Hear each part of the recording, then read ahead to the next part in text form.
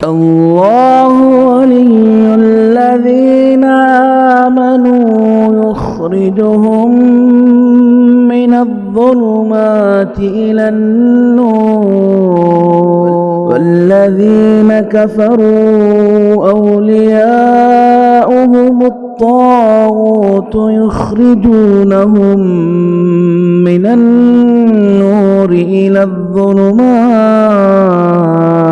السلام علیکم ورحمۃ اللہ وبرکاتہ. بسم اللہ الرحمن الرحیم. الحمد للہ والصلاة والسلام علی رسول اللہ. اما بعد. محترم بھائیوں، بزرگوں، نوجوان ساتھیوں، پیارے بچوں، ماں اور بہنوں، 14ویں پارے کی تفسیر و خلاصہ آپ کے سامنے اختصار کے ساتھ پیش کیا جا رہا ہے. اس پارے کے آغاز میں اللہ تبارک و تعالیٰ نے کافروں کے تعلق سے کہا کہ قیامت کے دن یا مرنے سے پہلے، مرنے کے وقت جب انہیں فرشتے نظر آئیں گے، اس موقع پر یا حشر کے میدان میں یا بعض مومنین کو جنت سے جہنم سے جنت کی طرف نکال کر کے لایا جائے گا. اس موقع پر کافر آرزو کریں گے، امیدیں کریں گے، تمنائیں کریں گے کہ کاش کہ ہم بھی مسلمان ہوتے تو آج ہمیں بھی بچا لیا جاتا اور ہم جنت میں داخل کر دیے جاتے. ربما یود الذین کفروا لو کانوا مسلمین. یہ ربما کا لفظ یہ کثیر کے لیے آتا ہے، یعنی زیادہ کے معنی میں آتا ہے، لیکن یہاں معنی میں قلیل کے ہے، یعنی کثرت کے لیے نہیں ہے، قلت کے لیے ہے. اللہ تبارک و تعالی نے فرمایا کہ کافر امید کرے گا کہ کاش کہ میں مسلمان ہوتا تو آج میں جنت میں ہوتا. اللہ تبارک و تعالیٰ جیسے جیسے جنتیوں کا فیصلہ کر کے جنتیوں کو جنت میں بھیجے گا تو کافر قیامت کے دن حشر کے میدان میں ان جنتیوں کو دیکھ کر کے افسوس کرے گا اور کہے گا کہ کاش میں بھی مسلمان ہو جاتا یا ہوتا تو آج مجھے بھی جنت میں اللہ تعالیٰ داخل کرتا. اسی طرح بعض وہ مسلمان جو دنیا میں گناہ کر کے اس دنیا سے گئے، ان کو اللہ تبارک و تعالیٰ وقتی طور پر جہنم میں ڈالے گا. تو جب اس جہنم سے نکال کر کے اللہ تبارک و تعالیٰ انہیں جنت میں داخل کرے گا تو وہ جو جہنمی جو کافر ہوں گے وہ اس موقع پر یہ آرزو کریں گے، یہ تمنا کریں گے، ربما یود الذین کفروا لو کانوا مسلمین، کہ کاش کہ ہم مسلمان ہوتے تو ہم آج جنت میں چلے جاتے. اسی طرح سے فرشتے جب انہیں جہنم سے آگ میں سے نکال کر کے جنت میں داخل کریں گے، اس موقع پر یہ آرزو کریں گے، لیکن ان کی یہ آرزو اور تمنا کسی کام کی نہیں، کسی فائدے کی نہیں ہوگی، اس لیے کہ اللہ تبارک و تعالیٰ نے انہیں دنیا کے اندر موقع دیا تھا. ان کو اپنے اس موقع کو غنیمت سمجھتے ہوئے دنیا کے اندر ایمان لا لینا تھا، مسلمان ہو جانا تھا. تو اس کے بعد اللہ تبارک و تعالیٰ ان کا بھی فیصلہ مومنوں کی طرف کرتا. آگے اللہ تبارک و تعالیٰ نے قرآن مجید کے بارے میں کہا اِنَّا نَحْنُ نَزَّلْنَا الذِّكْرَ وَإِنَّا لَهُ لَحَافِظُونَ. ذکر کو ہم نے نازل کیا ہے، اتارا ہے، اور حفاظت کی ذمہ داری بھی ہم ہی کرنے والے ہیں. قرآن مجید کو اللہ تبارک و تعالیٰ نے ذکر کہا. اس کا یہ مطلب ہے کہ اس ذکر کو کثرت سے کرنا چاہیے. جہاں قرآن میں اللہ تبارک و تعالیٰ نے دوسرے مقامات پر کہا یا ایھا الذین آمنوا اذکروا اللہ ذکرا کثیرا، ایمان والو تم اللہ کا ذکر کثرت سے کرو. تو جس قرآن کو اللہ تبارک و تعالیٰ نے ذکر کہا، اس سے یہ بات معلوم ہوئی کہ قرآن اللہ کا ذکر ہے، اس ذکر کو کثرت سے کرنا چاہیے، یعنی کثرت سے قرآن مجید کی تلاوت کرنا چاہیے. وہ ذکر کے اندر داخل ہے اور شامل ہے. قرآن کو اللہ تبارک و تعالیٰ نے ذکر کہا، اسی طرح نماز کو بھی اللہ تبارک و تعالیٰ نے ذکر کہا. تو اس سے اندازہ یہ ہوتا ہے کہ چونکہ نماز میں بھی ہم قرآن مجید کو سنتے اور پڑھتے ہیں، اس لحاظ سے ہمیں کثرت سے قرآن مجید کی تلاوت عام حالات میں بھی کرنی چاہیے اور نماز میں بھی ہمیں کثرت سے قرآن مجید کی تلاوت کرنی چاہیے.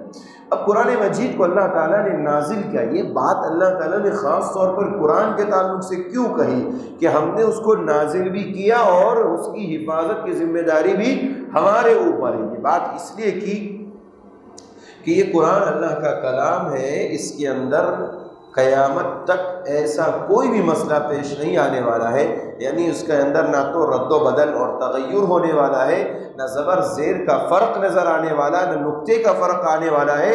اللہ تبارک و تعالیٰ نے اس کی حفاظت کی ذمہ داری خود اپنے ذمے لے رکھی۔ اس سے پہلے اللہ تبارک و تعالیٰ نے انبیاء علیہم السلام پر مختلف کتابیں نازل فرمائی، توریت، زبور، انجیل اور صحف ابراہیم اور صحف موسیٰ اور دیگر کتابوں کو اللہ تعالیٰ نے آسمان سے ہی اتارا تھا، نازل کیا تھا، لیکن ان تمام کو اللہ تبارک و تعالیٰ نے اتارنے کے بارے میں تو کہا، لیکن اس کی حفاظت کی ذمہ داری نہیں لی اور نہ ہی اس کے بارے میں کہا۔ اس سے آپ اندازہ کر سکتے ہیں کہ جتنی آسمانی کتابیں قرآن کے پہلے اتری ہے وہ سب کی سب بدل دی گئی ہے، اس کے اندر رد و بدل ہو گیا، اس میں تبدیلی ہو گئی، اور وقت کے جو بڑے بڑے علماء تھے، چاہے وہ یہودیوں کے ہوں یا عیسائیوں کے ہوں یا کوئی بھی ہو، انہوں نے عیسائیت کے توریت میں اور انجیل میں اور زبور میں تمام وہ چیزیں جو آسمان سے نازل کی گئی تھی اس میں تقریباً چیزوں میں رد و بدل کر دیا تھا اور اپنی مرضی کی تمام چیزیں اس کے اندر داخل کر دی تھی۔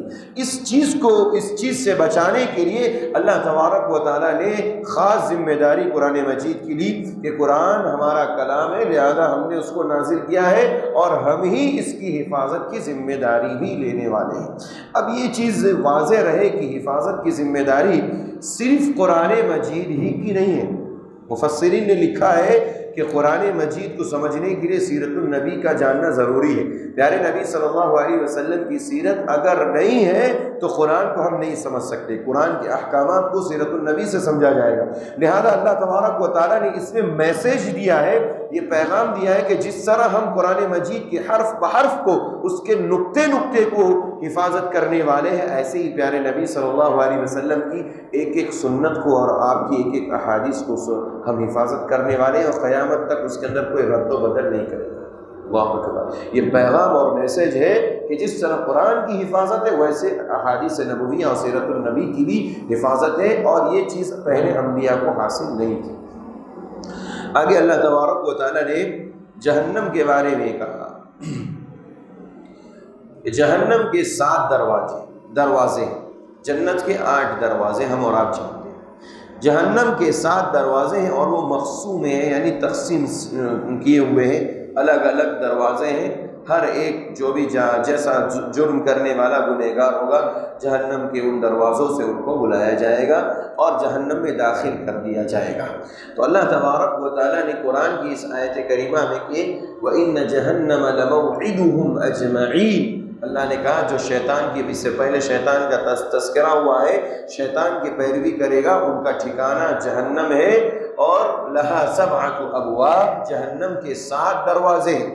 وَإِنَّ جَهَنَّمَ لَمَوْعِدُهُمْ أَجْمَعِينَ لَهَا 7 أَبْوَابٍ لِكُلِّ بَابٍ مِّنْهُمْ جزء مقسوم، اور ہر دروازے پر ایک مقسوم یعنی تقسیم شدہ لوگ ہیں، جس میں سے وہ جن کا نام ہوگا یا جن کا اس میں سے داخلہ ضروری ہوگا، اللہ انہی میں سے ان کا داخلہ کرے گا۔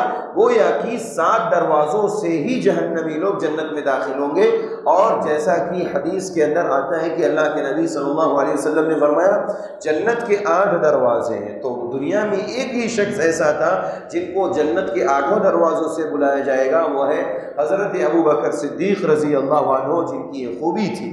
تو ایسا نہیں ہے کہ جنت کے 8 دروازوں سے ایک فرد کو بلایا جائے گا، تو ایسے ہی جہنم کے 7 دروازے ہیں تو 7 دروازوں سے کسی کو بلایا جائے گا، ایسا نہیں۔ لیکن وہاں پر کیا ہے، مقسوم ہے، تقسیم شدہ ہے، وہاں پر ہر ایک کو اپنے اپنے دروازوں سے جہنم کے اندر داخل کیا جائے گا، بلایا جائے گا۔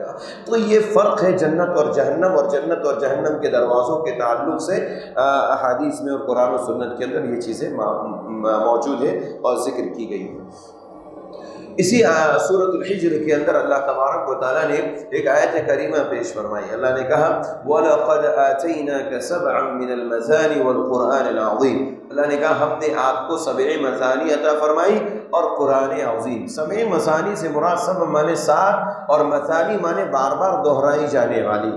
اللہ تعالیٰ نے یہ آیت کریمہ میں سورہ فاتحہ کی طرف اشارہ کیا اور پیارے نبی صلی اللہ علیہ وسلم کو کہا کہ سورہ فاتحہ ہم نے آپ کو عطا فرمائی، یہ 7 آیتوں پر مشتمل ہے اور بار بار پڑھی جانے والی ہے، اور اس کا نام 7 مثانی اور قرآن عظیم بھی ہے، اور اس کی تائید پیارے نبی صلی اللہ علیہ وسلم کی 2 احادیث سے ہوتی ہے۔ پیارے نبی صلی اللہ علیہ وسلم نے فرمایا، صحیح بخاری کی بھی روایت ہے، آپ نے فرمایا الحمدللہ رب العالمین، یہ 7 مثانی اور قرآن عظیم۔ آپ نے فرمایا الحمدللہ رب العالمین۔ آپ اگر ہم قرآن کو سمجھنا چاہتے ہیں تو احادیث کا سہارا لینا پڑے گا، اور احادیث کے بغیر ہم قرآن مجید کو نہیں سمجھ سکتے۔ یہاں 7 مثانی سے کیا مراد تھا اور کیا چیز تھی، اللہ کے نبی نے اس کو حدیث کے اندر واضح کر دیا کہ 7 مثانی سے مراد الحمدللہ رب العالمین یعنی سورہ فاتحہ ہے۔ اور ایک حدیث کے اندر آپ نے فرمایا ام القرآن ہی السبع المثانی والقرآن العظیم، کیونکہ سورہ فاتحہ کے ابتدا میں ہم نے ذکر کیا تھا کہ سورہ فاتحہ کے کئی ایک نام ہیں، ان میں سے ایک نام ام القرآن بھی ہے۔ ام القرآن یہ سورہ فاتحہ کا ایک نام ہے، تو اللہ کے نبی نے فرمایا ام القرآن یہ 7 مثانی اور قرآن عظیم ہے۔ اس سے یہ بات معلوم ہوئی کہ قرآن مجید کو سمجھنے کے لیے احادیث نبویہ کا سہارا لینا ضروری ہے، اس کے بغیر کوئی شخص قرآن مجید کو نہیں سمجھ سکتا۔ آگے اللہ تبارک و تعالیٰ نے سورہ حجر کے اخیر میں پیارے نبی صلی اللہ علیہ وسلم کے تعلق سے اور آپ کی عظمت اور آپ کے مقام و مرتبے کے تعلق سے کہا کہ جو شخص آپ کا مسخرہ پن کرتے ہیں، آپ کا مذاق اڑاتے ہیں، آپ کا استہزاء کرتے ہیں، تو ایسے لوگوں کے لیے اور ایسے لوگوں کی سزا کے لیے ہم کافی ہیں۔ اِنَّا كَفَيْنَاكَ الْمُسْتَهْزِئِينَ، اللہ نے کہا کہ جو آپ کا مذاق اڑاتے ہیں ان کی پکڑ کے لیے، ان کی سزا کے لیے ہم کافی ہیں۔ اب دنیا کے اندر دیکھیے جتنے لوگ پیارے نبی صلی اللہ علیہ وسلم کے بعد سے آج تک جتنے لوگوں نے نبی صلی اللہ علیہ وسلم کا مذاق اڑایا، استہزاء کیا ہے، اللہ تعالیٰ نے ان کو روئے زمین پر سزا دے دی۔ جتنے گستاخ رسول آئے ہیں، جتنے گستاخ رسول، چاہے وہ ماضی میں آئے ہو یا ماضی قریب میں آئے ہو یا بہت ہی قریب میں آئے ہو، جتنے لوگ گستاخ رسول ہیں، ان تمام کے تمام گستاخ رسول کو اللہ تبارک و تعالیٰ نے دنیا کے اندر سزا دی۔ ابو جہل کو اللہ تبارک و تعالیٰ نے 2 چھوٹوں بچوں کے ذریعے قتل کرا دیا۔ چھوٹے بچے کیا جانتے ہیں؟ وہ تلوار چلانا، گولی چلانا، بندوق چلانا کچھ نہیں جانتے، لیکن ان کے دل کے اندر نبی کی محبت داخل تھی، اور ان دونوں بچوں کو یہ بتا دیا گیا تھا کہ ابو جہل نبی کو گالی دیتا ہے اور نبی کا استہزاء اور مذاق کرتا ہے۔ ان دونوں بچوں نے کہا تھا کہ ہمیں بدر کے مقام پر اگر یہ مل گیا، کہیں پر بھی مل گیا، ہم اس کو قتل کر دیں گے۔ بدر کے مقام پر موقع دیکھ کر کے ایک صحابی رسول سے پوچھا اس میں ابو جہل کون ہے؟ پکڑ کر کے اس کے اوپر وار کیا اور اس کو ختم کر دیا۔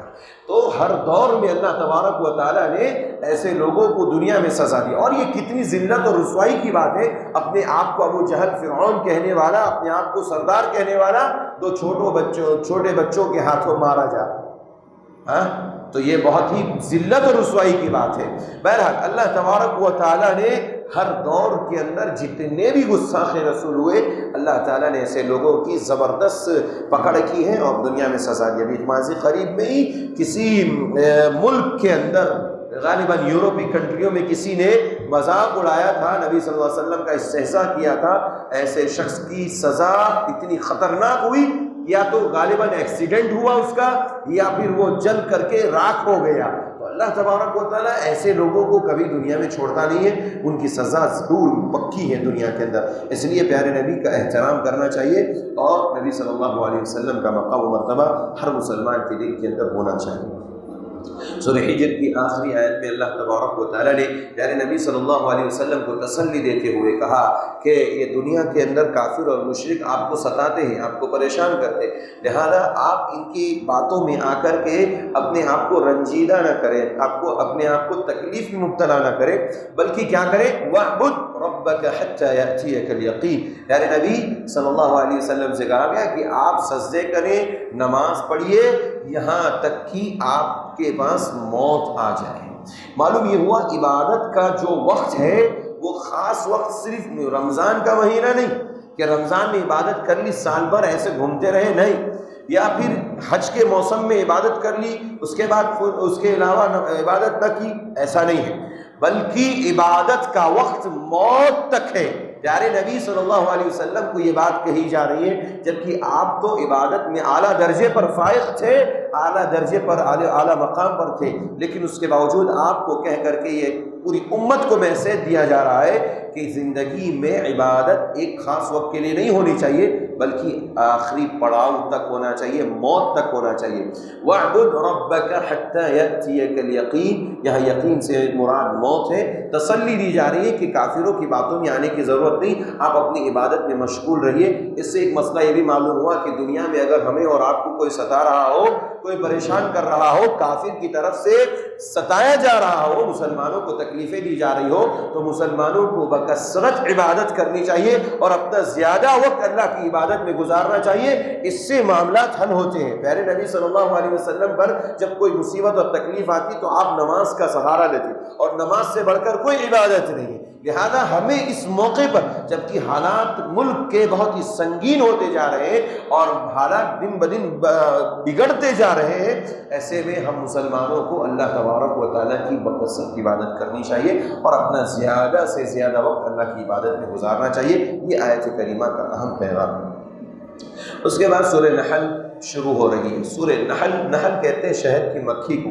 اللہ تعالیٰ نے آگے نحل یعنی شہد کی مکھی کا خاص تذکرہ کیا کہ وہ مختلف پھولوں سے، ثمرات اور پھل سے رس کو چوس کر کے لاتی ہے اور پھر اس چھجے کے اندر بھرتی ہے، اور اس کے بعد وہ شہد کی شکل میں ہمارے سامنے نظر آتی ہے۔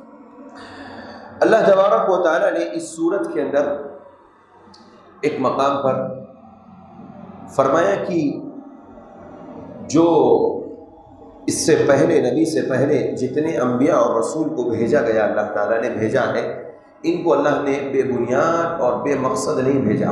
وَلَقَدْ بَعَثْنَا فِي كُلِّ أُمَّةٍ رَسُولًا أَنِ اعْبُدُوا اللَّهَ وَاجْتَنِبُوا الطَّاغُوتَ۔ ان انبیاء کا بھیجے جانے کا بنیادی مقصد اللہ کی عبادت کی دعوت دینا، وَاجْتَنِبُوا الطَّاغُوتَ اور طاغوت سے بچنا، یہ اپنی قوم کو دعوت دیا کرتے ہیں۔ اب یہ طاغوت کیا ہے؟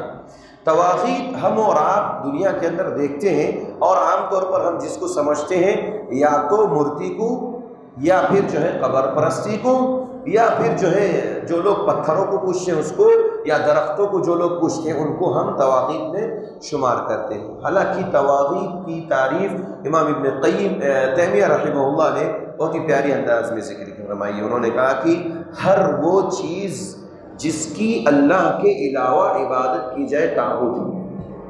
ہر وہ چیز جس کی اللہ کے علاوہ عبادت کی جائے وہ طاغوت اور طواغیت میں داخل ہے۔ اس اعتبار سے چاہے کوئی شخص ستاروں کو پوجتا ہو یا ستارے کے پوجنے کا عقیدہ رکھتا ہو، وہ بھی طواغیت کے اندر داخل ہے۔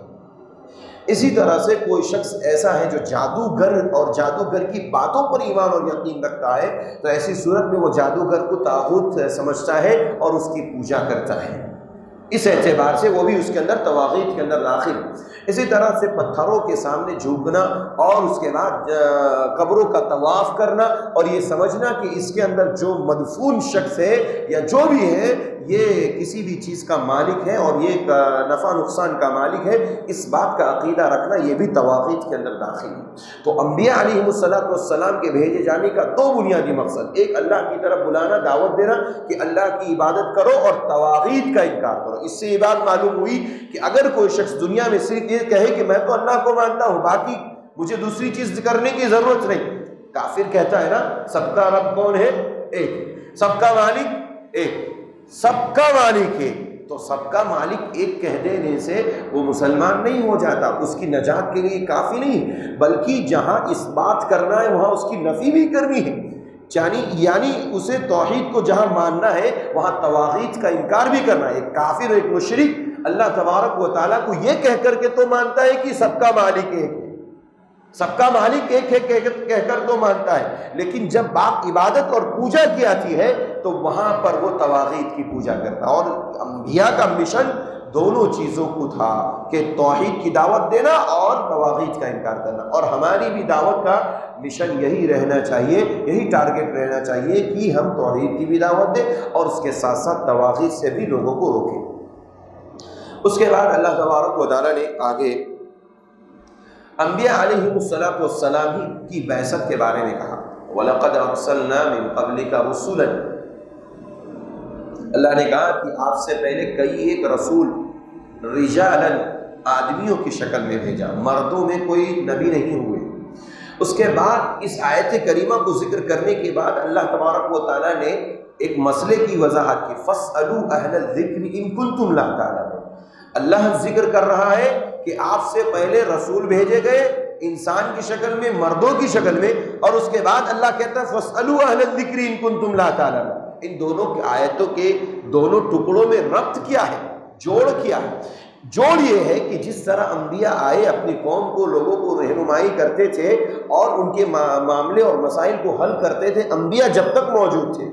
اب انبیاء علیہ السلام موجود نہیں ہیں تو انبیاء کے جو وارثین علماء ہیں ان سے آپ مسئلہ پوچھئے، فَاسْأَلُوا اہل الذکر، اہل ذکر سے مراد مفسرین نے، تمام شارحین نے یہ بات ذکر کی ہے کہ یہاں پر اہل علم مراد ہے، اہل ذکر سے مراد علماء مراد ہیں، علماء ربانی مراد ہیں۔ ان علماء سے اپنے مسائل کو پوچھیں، اپنے مسائل کو حل کیجئے۔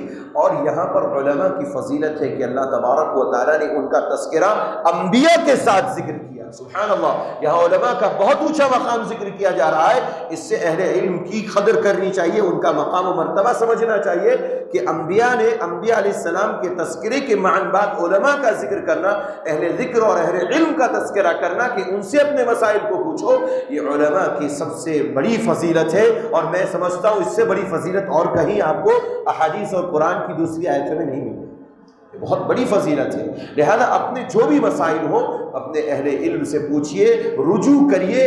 بعض لوگ کیا ہے، میں اس لیے بھی یہ مسئلہ چھیڑ رہا ہوں کیونکہ ہمارے بعض نوجوان یا بعض ہمارے ساتھی بھائی ایسے ہیں جو اپنے آپ میں پڑھ کر کے بہت سارے مسائل کو خود بخود حل کر لیتے، یہاں تک کہ فتاوے تک دینے لگتے، فتوے تک دینے لگتے ہیں لوگوں کو، جبکہ یہ چیز فتنے کا باعث ہے، فتنے کا باعث ہے۔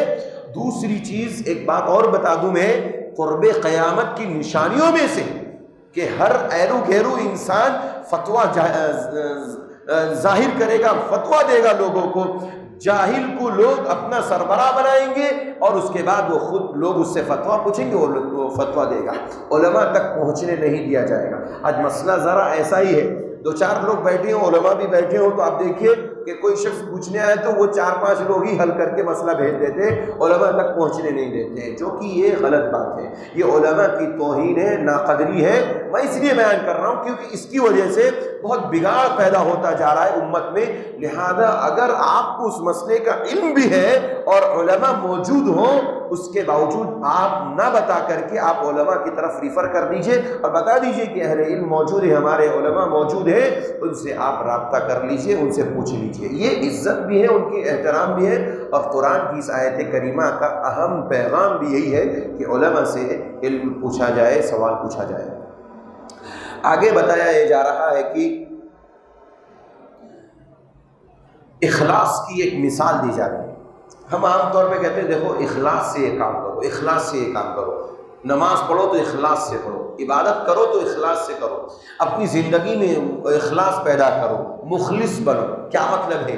اخلاص کی تعریف اگر آپ کو جاننی ہے، قرآن کریم کی اس آیت کریمہ میں آپ کو بہت ہی بہترین انداز میں ملے۔ اللہ نے فرمایا کہ ہم نے چوپایوں کو پیدا کیا، چوپائے جو جانور ہیں ان کو، ان چوپایوں کے اندر عبرت اور نصیحت ہے۔ اب ان کے درمیان اللہ تبارک و تعالیٰ نے ایک بات ذکر فرمائی کہ ان چوپایوں کے تھنوں سے نکلنے والا جو دودھ ہے یہ نہایت ہی خالص دودھ ہے۔ اگر آپ کو اخلاص کی تعریف معلوم کرنی ہے کہ اخلاص کسے کہتے ہیں، اخلاص کی ڈیفینیشن معلوم کرنی ہے، تو اس قرآن کی آیت کو سن لیجیے۔ اللہ کہتا ہے کہ خون اور گوبر کے درمیان سے اللہ تعالیٰ دودھ کو ایک دم وائٹ اینڈ سفید آپ کے درمیان لا کر کے رکھ دیتا ہے۔ اب دیکھیے تھن سے نکلنے والا جو دودھ ہے اس کے اندر نہ خون ملا ہوتا ہے نہ گوبر ملا ہوتا ہے، حتیٰ کہ اخلاص کا معنی یہ ہوا حتیٰ کہ اس کے اندر نہ خون کی بو ہوتی ہے اور نہ گوبر کی بو ہوتی ہے۔ سبحان اللہ۔ اللہ کہتا ہے لبن خالصا سائغا للشاربین، ایسا دودھ ہم آپ کو دیتے ہیں کہ جس دودھ کو پینے والا لذت سے پیتا ہے اور نہایت لذیذ ہوتا ہے، صاف ہوتا ہے، خالص ہوتا ہے۔ بینا کس کے درمیان سے؟ یہ خون کے درمیان اور گوبر کے درمیان سے نکال کر کے اللہ تبارک و تعالیٰ لاتا ہے۔ تو اخلاص کی تعریف وہ ہے کہ ہمارے عمل کے اندر، ہمارے نیک اعمال کے اندر نہ ریاکاری ہونی چاہیے، نہ شرک ہونا چاہیے، نہ کفر ہونا چاہیے، یہ تو ہونا ہی نہیں چاہیے۔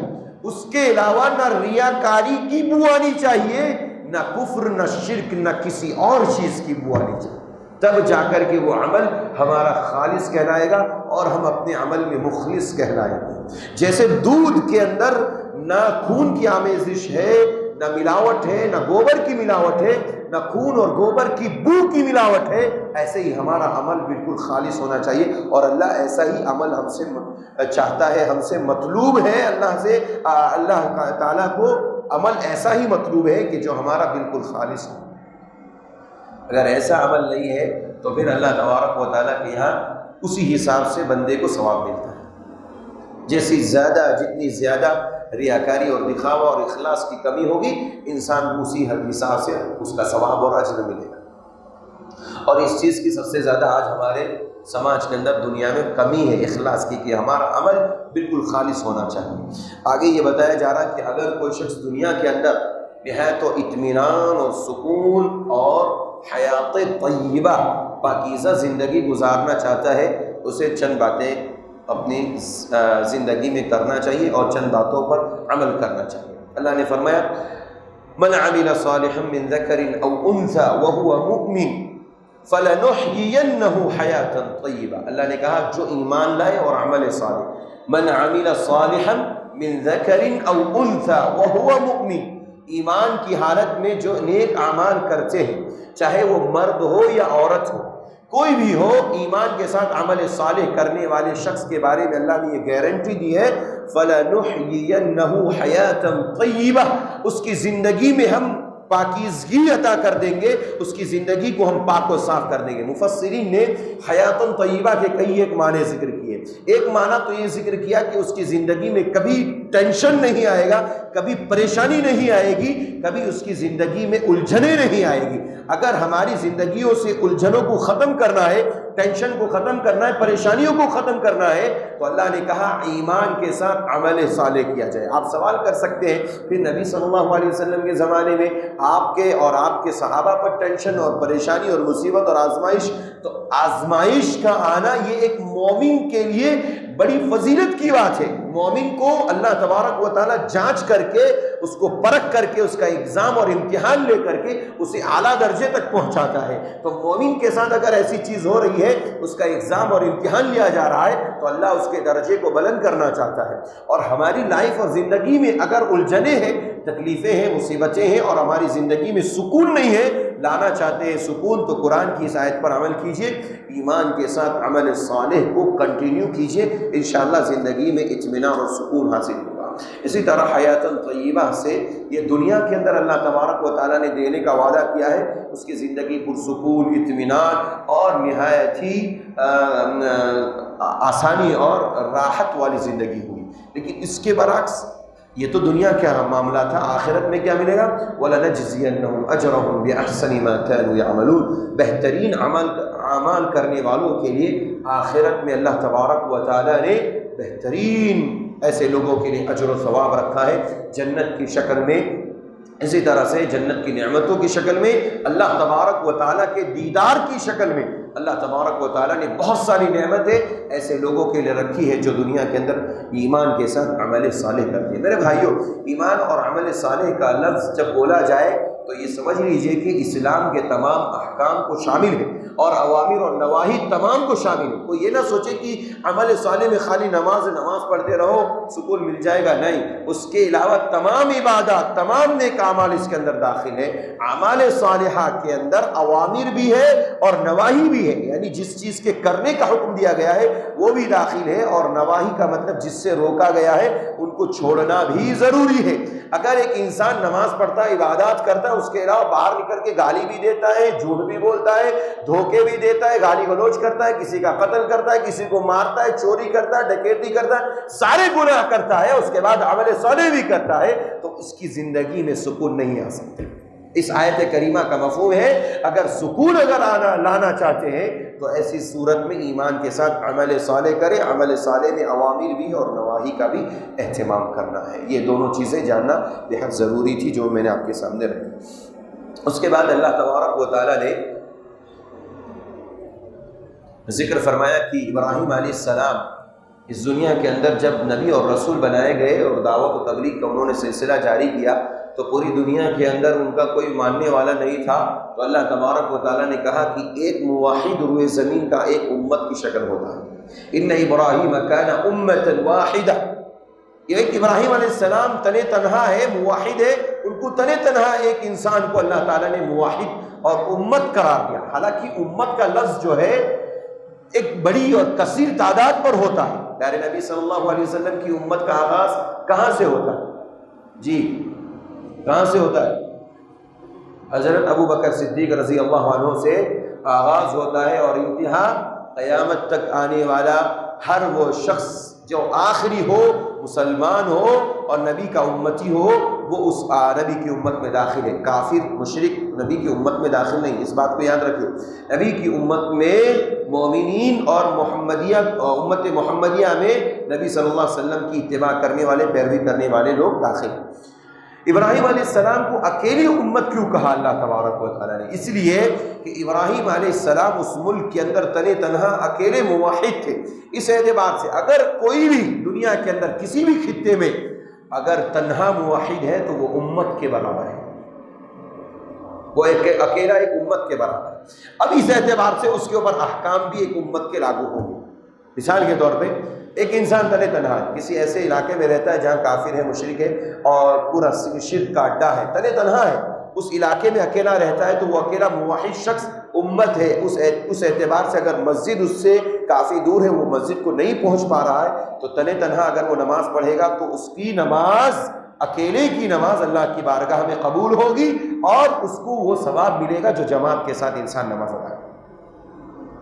یہ پوائنٹ کی بات, یہ نقطے کی بات. اس لیے کبھی بھی اپنے آپ کو اکیلا نہیں سمجھنا چاہیے, خوبی ہونی چاہیے اور خوشی محسوس کرنی چاہیے کہ جہاں اگر کافر ہے تو کافروں کے درمیان اگر آپ اکیلے ہیں تو آپ ایک اکیلے امت کی حیثیت سے, جیسے ابراہیم علیہ السلام تن تنہا امت کی حیثیت سے تھے, ایسے ہم بھی ایک امت کی حیثیت سے.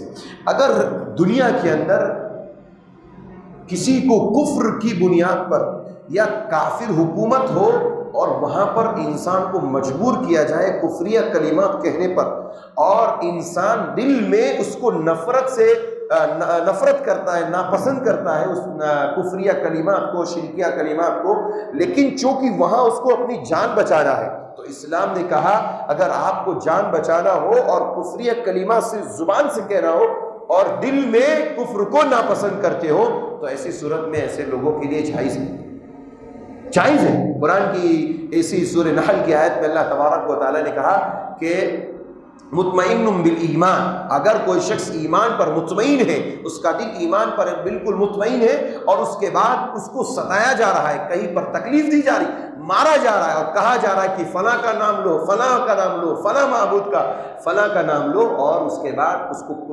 کلمہ کفر کہنے پر مجبور کیا جا رہا ہو, اور اگر وہ کہہ بھی دے تو ایسی صورت میں وہ کافر نہیں ہوگا, وہ کافر نہیں ہوگا.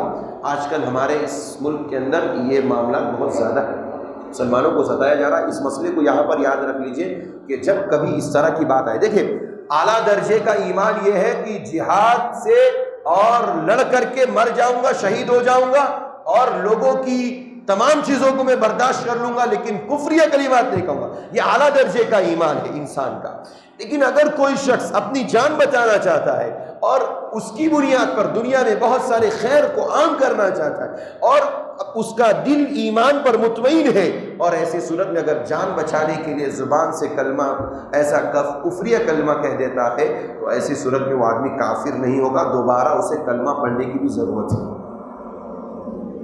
اللہ تعالیٰ نے اس چیز کی ہمیں اور آپ کو اجازت دی, اور خاص کر کے ایسے ممالک میں جہاں پر کفر و شرک عام ہو اور مسلمانوں کو کثرت سے ستایا جا رہا ہو اور مسلمانوں کو پریشان کیا جا رہا ہو. یہ ملک ہمارا ایسے ہی حالات کی طرف چل پڑا ہے. ایسے میں ہمیں یہ بات یاد رکھنی چاہیے. اعلیٰ درجے کا ایمان یہ کہ شہید ہو جائیں گے, کٹ جائیں گے, مر جائیں گے, بہت اچھی بات ہے، لیکن اگر ہم چاہتے ہیں کہ ہم اپنی جان کو بچا کر کے مزید بہت سارے لوگوں کو فائدہ پہنچائیں گے اور ہم ایسے موقع پر ایمان پر ہمارا ایمان دل مطمئن ہے تو کفر یا کلمہ کہنا جائز ہے۔ اخیر میں اللہ تبارک و تعالیٰ نے کہا کہ لوگوں کو دعوت دینے کا اسلوب اور طریقہ 3 ہے۔ کسی کو اگر ہم دعوت دینا چاہتے ہیں تو 3 طریقوں سے بلائیں۔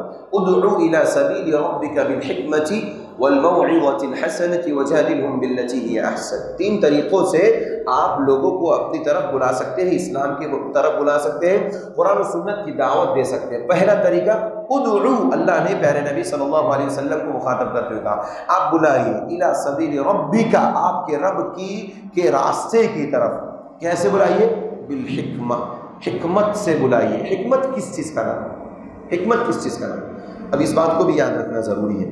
حکمت کہتے ہیں کہ انسان کوئی مسئلہ پیش کر رہا ہے اور اسے ایسا لگ رہا ہے کہ اگر میں یہ بات یہاں پر رکھ دوں گا، اس شخص کو، یہ نیا مسلمان ہے، اس کو تکلیف ہوگی اور اس کے دوبارہ مرتد ہونے کے خدشات ہیں۔ ایسے موقع پر حکمت کا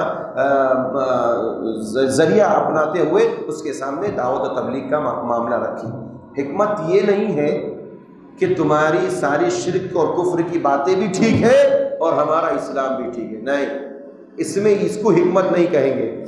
قرآن نے صاف لفظوں میں اعلان کر دیا سورہ کافرون کے اندر، پیارے نبی سے کہہ دیا لکم دینکم ولی دین، ان کا دین تمہارا دین تمہارے دین، میرا دین میرے لیے۔ کیوں کہا؟ اس لیے کہ جب بات توحید کی آ جائے، عقیدے کی آ جائے تو کوئی کمپرومائز نہیں، کوئی کمپرومائز نہیں۔ ہاں اگر معاملہ دنیا کا ہے، دنیاوی معاملات میں ہے تو ٹھیک ہے، کافر کے ساتھ ایک نرمی کا پہلو رکھا جائے گا، مشرک کے ساتھ اگر سماج میں رہتا ہے، ایک ہی حکومت کے اندر رہتا ہے تو رکھا جائے گا دنیاوی اعتبار سے۔ لیکن جب دین کا، شریعت کا، عقیدے کا مسئلہ آئے گا تو لکم دینکم ولی دین، تمہارا دین تمہارے لیے، میرا دین میرے لیے، ہم کسی کے ساتھ کوئی کمپرومائز نہیں کر سکتے۔ حکمت کا معاملہ یہ ہے کہ نہایت ہی اچھے انداز میں بات کو پیش کرنا۔ ہم جھڑکی دیکھ کر کے کسی کو دعوت نہیں دے سکتے، قرآن و سنت کی باتیں نہیں بتا سکتے، کسی کو ہڑکا کر کے اور ڈانٹ کر کے ہم قرآن و سنت کی دعوت نہیں دے سکتے۔ جیسے پیارے نبی صلی اللہ علیہ وسلم نے دعوت دی، صحابہ نے دعوت دی، داعی بن کر کے مختلف علاقوں میں گئے، کافروں کے دلوں کو جیتا انہوں نے، تو ایسے نہیں جیتا، نہایت ہی سنجیدگی کے ساتھ وہ دعوت دیا کرتے تھے۔ موعظہ حسنہ یعنی نصیحت کرنا، گاہے بگاہے لوگوں کو بتاتے رہنا۔ قرآن کی مختلف آیتوں میں پیارے نبی صلی اللہ علیہ وسلم کو یہ حکم ہے وَذَكِّرْ فَإِنَّ الذِّكْرَىٰ تَنفَعُ الْمُؤْمِنِينَ۔ نبی صلی اللہ علیہ وسلم آپ لوگوں کو نصیحت کرتے رہیے، آپ کی نصیحتیں، آپ کا واعظ، آپ کی باتیں لوگوں کو فائدہ دے گی، مومنین کو فائدہ دے گی۔ تو اللہ تبارک و تعالیٰ نے گاہے بگاہے نصیحت کرنے کا حکم دیا۔ یہ بھی ایک طریقہ ہے، یعنی ایسا نہیں ہے، داعی کے لیے یہ ضروری ہے کہ دعوت دیتے وقت یہ نہ سوچے کہ میری پہلی ہی دعوت میں سامنے والا مسلمان ہو جائے، میری پہلی ہی دعوت میں وہ توحید پر آ جائے، میری پہلی ہی دعوت میں وہ تمام غلط کاموں کو چھوڑ کر کے صراط مستقیم پر آ جائے۔ نہیں، موعظہ حسنہ کا مطلب یہ ہے اسے بار بار سمجھاتے رہیں، اس کو بار بار نصیحت کرتے رہیں، گاہے بگاہے ملتے ہوئے اس کو بتاتے رہیے یہ ایسا نہیں، ایسا ہے، ایسا نہیں، ایسا ہے۔ پھر آگے چل کر کے اللہ تبارک و تعالیٰ اس کے دل میں اس تعلق سے بات ڈال کر کے اس کو ہدایت عطا فرماتا ہے۔ یہ ایک بار میں ہم کسی کو مسلمان نہیں کر سکتے ہیں اور کسی کو ہدایت پر نہیں لا سکتے، اس لیے یہ بات ہمیں سامنے رکھنی چاہیے دعوت و تبلیغ کے معاملے میں۔ اور تیسری بات جو ہے، تیسرا اسلوب ہے کہ جدال باللتی ہی احسن، یعنی اگر آپ کو کبھی کسی سے مباحثہ کرنا ہے، یا جدال معنی لڑائی نہیں ہے، جنگ نہیں ہے، بلکہ یہ جدال مباحثے کے معنی میں ہے، یعنی آپ جب آپس میں ایک دوسرے کے ساتھ، آمنے سامنے فریق کے ساتھ اگر آپ کا مباحثہ ہو تو دلیل کی روشنی میں ہونا چاہیے۔ احسن کا مطلب یہ ہے نہایت ہی اچھے طریقے سے آپ سامنے والے سے مباحثہ کیجیے۔ اگر ایک شخص کافر ہے، وہ آپ کے سامنے دلیل پیش کر رہا ہے اپنے معبود، آپ قرآن کے ذریعے اور دنیا میں پھیلی ہوئی اللہ کی قدرت کے ذریعے اس کے سامنے دلیلوں کو رکھیے اور کہیے میرا رب وہ ہے، میرا خالق وہ ہے، جیسے کہ ابراہیم علیہ السلام نے تیسرے پارے میں آیا تھا نا، نمرود سے کہا تھا کہ میرا رب مشرق سے سورج کو نکالتا تو مغرب سے نکال، اب وہاں وہ ہکا بکا ہو گیا ہے نا۔ تو یہ مباحثے کے موقع پر مباحثے کے موقع پر بہترین انداز میں آپ دلیلوں کے ذریعے اور عقلی اور نقلی دلیلوں کے ذریعے ان کے سامنے توحید کو رکھیے، اپنی بات کو رکھیے۔ ایسا مطلب نہیں ہے کہ لڑائی جھگڑا کر لیں، بات چیت نہ ہوئی، بات سے نہیں مانا، سمجھایا نہیں مانا، اب مار پیٹ چالو، لڑائی جھگڑا جہاد سب کچھ شروع۔ نہیں، ایسا نہیں ہے۔ یہ آخری ہے، وہ یہ ہے کہ انسان کو مباحثہ کرنا ہے لیکن دلیلوں کی روشنی میں، جیسے کہ ابراہیم علیہ السلام نے کیا۔ بارے کے اخیر میں اللہ تبارک و تعالیٰ نے کہا کہ اللہ کس کے ساتھ ہے؟ لوگ کہتے ہیں اللہ ہر جگہ ہے، یہ عقیدہ رکھتے ہیں اللہ ہر جگہ نہیں ہے۔ اللہ عرش پر مستوی ہے اپنی ذات کے اعتبار سے اور صفات اپنے علم کے اعتبار سے پوری دنیا کے اندر ہے، ہاں، لیکن اللہ ساتھ میں کس کے ساتھ رہتا ہے؟ ہاں، اللہ نے کہا ان اللہ مع الذین اتقوا والذین هم محسنون۔ جو اللہ تبارک و تعالیٰ سے ڈرتے ہیں، جو اللہ سے ایمان والے اللہ سے ڈرتے ہیں اور احسان کرتے ہیں، جو احسان کرنے والے ہیں، ایسے لوگوں کے ساتھ اللہ تبارک و تعالیٰ ہوتا ہے۔ اگر ہم ایمان کے ساتھ اپنے دلوں کے اندر اللہ کا تقوی پیدا کرتے ہیں، متقی ہیں، پرہیزگار ہیں، تو اللہ کا ساتھ ہمیشہ ہمارے ساتھ۔ کبھی ہم اللہ کے ساتھ سے جدا نہیں ہو سکتے، اللہ کی مدد سے ہم محروم نہیں ہو سکتے۔ آج مسلمانوں میں جو مسئلہ ہے، یہ شکایت ہے، شکوہ ہے کہ اللہ کی مدد نہیں آتی، اتنے مسائل ہیں، مسلمان اتنی جگہ پریشان کیے جا رہے، کیوں مدد نہیں آتی؟ مسلمانوں کے ساتھ اللہ کا ساتھ کیوں نہیں، اللہ کی مدد کیوں نہیں؟ میرے بھائی، اللہ تبارک و تعالیٰ قرآن میں اعلان کرتا ہے ان اللہ مع الذین اتقوا والذین هم محسنون۔ جو احسان کرنے والے لوگ ہیں روئے زمین پر اور اللہ سے ڈرنے والے ہیں، اللہ کا ساتھ ایسے لوگوں کے ساتھ یقینی ہے۔ شرط ہے کہ ہم ایمان کے ساتھ تقوی اختیار کریں۔ ہم دنیا کے اندر ایمان تو رکھتے ہیں، مسلمان اپنے آپ کو کہتے ہیں، لیکن جب تقوی کی بات آتی ہے، اللہ سے ڈرنے کی بات آتی ہے، عبادات اور معاملات کی بات آتی ہے، لوگوں کے ساتھ احسان اور اچھا سلوک کرنے کی بات آتی ہے، تو وہاں ڈنڈی مارتے ہوئے نظر آتے ہیں، اور وہاں پر ہم ہر ایک کا حق مارتے ہوئے نظر آتے ہیں۔ تو جب ہم اللہ تعالیٰ کا حق اور بندوں کا حق مارتے ہوئے نظر آتے ہو، ہمارا جب یہ وتیرہ اور طریقہ ہو، تو پھر اللہ کا ساتھ ہمارے ساتھ نہیں ہے، اللہ کی مدد ہمارے ساتھ نہیں۔ مخلص ہونا پڑے گا اس معاملے میں، یعنی تقوی میں بھی مخلص ہونا پڑے گا، اور احسان میں بھی کسی کے ساتھ ہم احسان کر رہے ہیں، تو ان دونوں چیزوں کے اندر اگر ہم مخلص ہیں تو اللہ تبارک و تعالیٰ کا ساتھ ہمارے ساتھ ہمیشہ ہے۔ ہمارے تقوی میں جہاں کمزوری آئی، احسان میں کمزوری آئی، اللہ کا ساتھ، اللہ کی مدد ہم سے دور ہو جائے گی، جدا ہو جائے گی۔ یہ چند باتیں تھیں 14ویں پارے کے اندر اللہ تبارک و تعالیٰ نے ذکر فرمائی۔ اللہ تعالیٰ سے دعا ہے اللہ تعالیٰ ہم سب کو کہی ہوئی باتوں پر عمل کرنے کی توفیق عطا فرمائے۔ اللہ تعالیٰ ہمیں حسن عمل کی توفیق عطا فرمائے، جب تک اس دنیا میں زندہ رکھے ایمان میں زندہ رکھے، اور جب خاتمہ ہو ایمان پر ہو۔ آمین۔ وآخر دعوانا ان الحمد للہ رب العالمین۔ السلام علیکم ورحمۃ اللہ۔